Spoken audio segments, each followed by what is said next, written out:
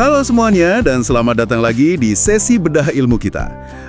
Hari ini kita punya misi khusus untuk Anda semua yang mendengarkan. Betul banget. Kita mau membongkar misteri medis di balik cedera kepala ringan. Dan menariknya, kita akan pakai teknik bedah cerita yang super simple. Anak usia 12 tahun pun pasti ngerti. Dan materi luar biasa ini sebenarnya dirangkum dari pemikiran Dr. Ricky Sababala. Ah ya, benar. Makanya untuk Anda yang lagi dengerin, yuk kita sama-sama dukung channel YouTube Dr. Ricky. Biar beliau bisa terus konsisten sharing ilmu yang daging banget ini. Amin. Semoga dengan dukungan Anda, rezeki beliau juga makin dilancarkan ya. Karena apresiasi sekecil apapun dari Anda semua sangat dihargai. Setuju. Nah, mari kita langsung masuk ke kasusnya. Bayangin gini, ada anak usia 14 tahun lagi asik main hoki. Oke, main hoki. Terus dia jatuh, kepalanya ngebentur es. Dia sempat ngeluh sakit kepala dan muntah sekali. Tapi sekarang pas diperiksa, dia kelihatan bugar. Kelihatannya sehat ya? Iya, sehat banget. Hasil CT scan kepalanya juga bersih. Semuanya normal, kecuali satu hal kecil. Waktu dites, dia nggak bisa nyebutin nama-nama bulan secara mundur. Wah, itu tanda yang khas tuh. Nah, anak ini nanya, boleh nggak saya bertanding hoki lagi besok pagi? Pertanyaan kayak gitu pasti sering banget muncul di lapangan. Banget. Dan mari kita bedah jawabannya. Jawabannya adalah mutlak tidak. Sama sekali nggak boleh. Dia harus istirahat total 2 hari, baru pelan-pelan mulai aktivitas lagi.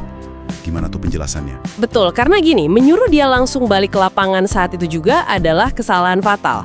Tapi di sisi lain, kita juga udah nggak pakai metode medis kuno. Yang disuruh masuk ruang gelap itu ya? Iya, yang disuruh istirahat total di ruangan gelap selama 2 minggu. Itu mitos lama yang malah bikin penyembuhannya makin lambat. Oh, jadi yang benar itu istirahat awal 24-48 jam aja?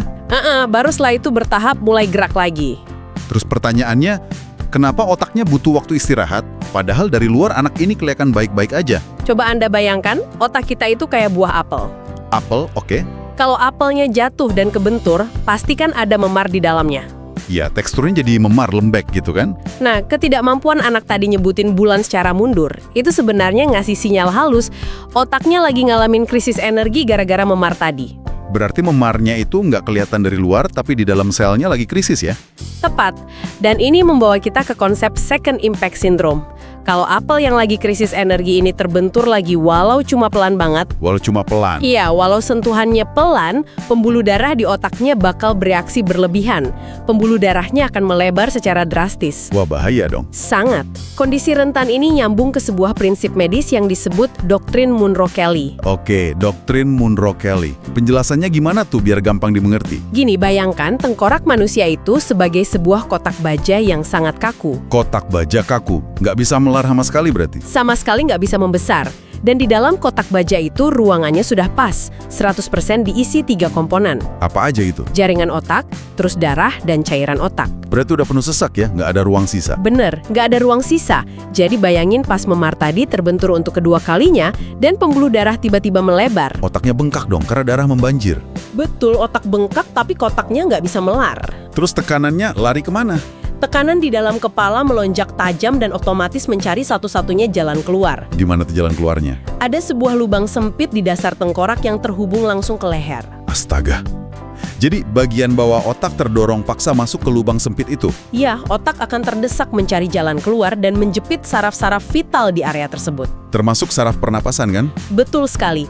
Begitu pusat pernapasan terjepit, fungsi napas bisa mati seketika. Berhenti napas? Iya. Kondisi kritis ini secara medis kita sebut tonsillar herniation. Kematian bisa terjadi hanya dalam hitungan menit. Pantesan. Membiarkan seseorang main lagi terlalu cepat itu mengerikan banget dampaknya. Makanya kelihatan normal dari luar itu bukan berarti otak sudah sembuh di dalam. Jadi untuk Anda yang sedang mendengarkan, aturan emasnya selalu sama. Jangan pernah buru-buru kembali beraktivitas berat. Betul, entah Anda seorang atlet atau orang tua yang mengawasi anaknya. Jangan meremehkan gejala sekecil apapun. Ini pengetahuan sederhana yang benar-benar bisa jadi penentu antara hidup dan mati. Sekali lagi, edukasi krusial ini tidak lepas dari dedikasi Dr. Ricky Sababala. Ilmu yang sangat bermanfaat ya. Jangan lupa untuk dukung channel YouTube Dr. Ricky sebagai bentuk terima kasih kita. Dan sebelum kita akhiri sesi bedah ilmu ini, ada satu pertanyaan provokatif untuk Anda renungkan. Silahkan. Jika tengkorak adalah kotak baja kaku yang membuat otak bengkak menjadi sangat mematikan, bagaimana cara dokter ahli bedah secara paksa membuka kotak tersebut untuk menyelamatkan nyawa saat tekanannya sudah benar-benar kritis?